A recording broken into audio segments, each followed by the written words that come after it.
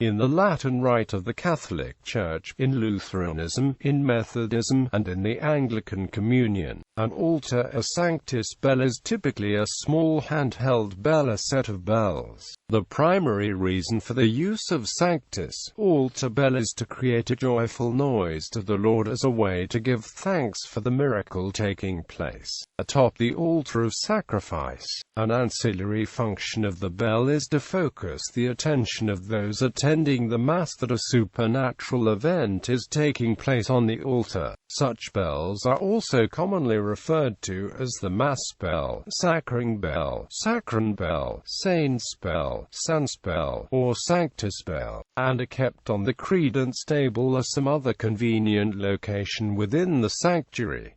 Use in the Catholic Church. Use at Mass, a little before the consecration. When appropriate, a server rings a bell as a signal to the faithful. According to local custom, the server also rings the bell as the priest shows the host and then the chalice. The usual moment chosen for giving the signal of the approach of the consecration is when the priest stretches out his hands over the host and the chalice while reciting the epiclesis. But another moment traditionally used for this purpose is at the first words of the Sanctus. Pre-1970 editions of the Roman Missal prescribed the choice of the Sanctus as the moment for the signal, but ringing the bell at both the Sanctus and the epiclesis was common practice in the first half of the 20th century. They also prescribed a triple ringing of the bell at each showing of the consecrated elements.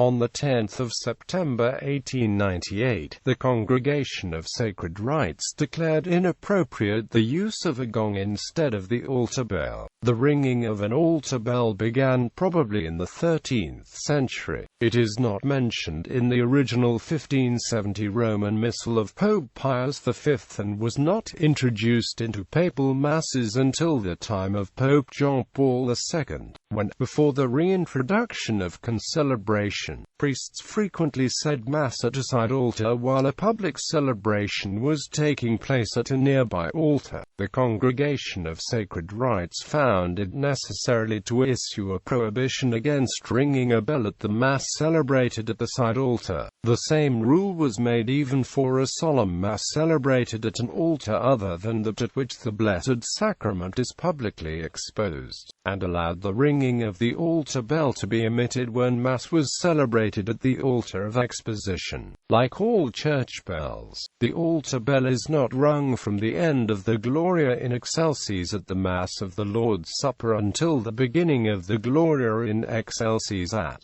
the Easter Vigil. During this interval, a clapper is sometimes used in place of the altar bell. During the Gloria on Christmas midnight Mass, the altar bells are rung throughout the entire song by many churches to celebrate the first use in the liturgical year because they are not used during the season of Advent.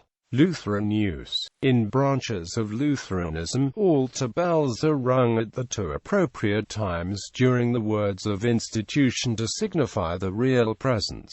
Anglican use. Anglican parishes use the altar bell, which is rung to signify the real presence of Christ in the sacred elements. During the Eucharist, it is usually rung 3 times, once before the words of institution, and once at each elevation of the host and of the chalice. It may also be rung to indicate the time that the faithful may come forward to receive communion. The bells are also rung when the monstrance ciborium is exposed, a process, for example when moving the reserved sacrament from a side altar to the high altar. Custom differs concerning its use at Low Mass or during Lent and Holy Week. Other Protestant use. In some Methodist churches, particularly the United Methodist Church of the United States, altar bells are used 2 different times during common services held on Sundays. The chimes of the Trinity are rung by an acolyte before the prelude of the service and at the end of the benediction. The chimes of the Trinity is the ringing of the bell 3 times to represent the Father, Son, and Holy Spirit.